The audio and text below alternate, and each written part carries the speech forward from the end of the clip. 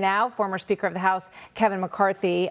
Speaker McCarthy, great to have you back. Welcome to you. Thank you. You know, you hear these issues that from Ian Sams, and no doubt we're going to, I think, hear quite a bit about this port issue tomorrow night because it's a huge story with just 5 weeks to go in this campaign. Your thoughts on that, for starters? Well, the first starters would be, I enjoyed listening to that little debate. It's interesting. The spokespeople will take more questions than the candidate, but I think it will hurt Harris's campaign. She's eager to get him back to the table. This has gone on for months.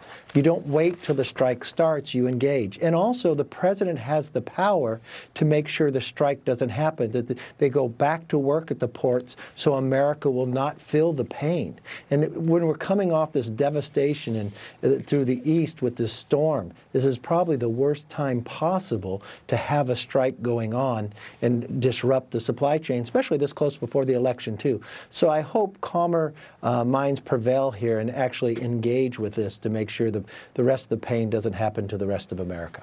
Let me ask you about this. This is called for number 3, the nationwide head-to-head polling in 2016 and 2020. In 2016, around this time, right, October, Clinton was beating Trump by 8. And she was ahead in Michigan, Wisconsin, and Pennsylvania. We all know how that turned out.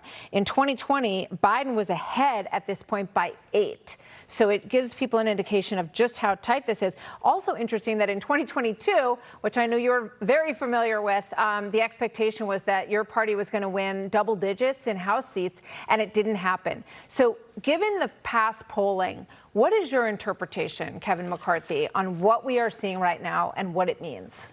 This is what I look to. I really look to about 3 states, Pennsylvania, Georgia, and North Carolina. You're right about looking to 16 and 20. Harris is underperforming both. Even if you look at Wisconsin, where at this moment in time, Biden was actually ahead by 6 points from Trump, but only ended up winning it by 20,000. So you really can't play into that. The place I look today is the Gallup poll. For the first time in history, more Americans identify as Republicans than Democrats. This correlates rather correctly on the presidential races, on the difference where they are. The Republicans also had a little advantage when they were asked the question, who was best prepared to handle the problems in the future?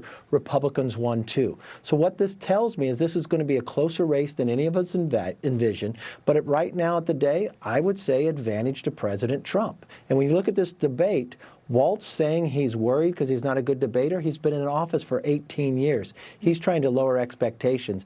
J.D. Vance has only been elected for 2 years. So I would be afraid to go against J.D. too, but he's been in office for 18 years in Congress and running a state. It's going to be a consequential evening, I think, and we look forward to covering it. Former Speaker Kevin McCarthy, always great to see you. Thank you so much for joining us today. Take care.